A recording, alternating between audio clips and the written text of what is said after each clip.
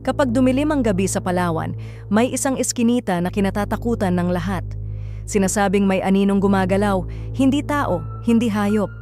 Sadyang malamig ang hangin at bawat yapak mo ay may kasabay na mahina, parang pagaspas ng hangin ngunit may bigat na hindi mo makita. Sabi ng matatanda, ang anino raw ay dating tagabantay ng baryo, nilamon ng inggit at puot na hindi niya mapawi.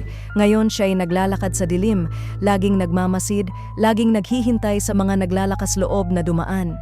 Kapag narinig mo ang bulong, huwag kang lilingon.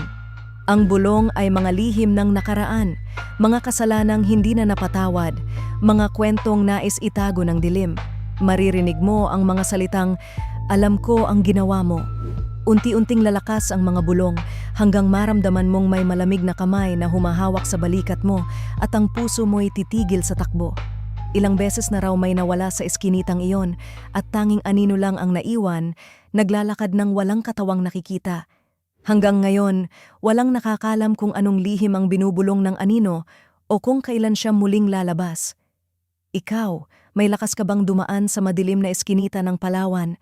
O hahayaan mong manatiling lihim ang kanyang kwento? Like, share, at follow kung gusto mong malaman pa ang mga kwentong tulad nito.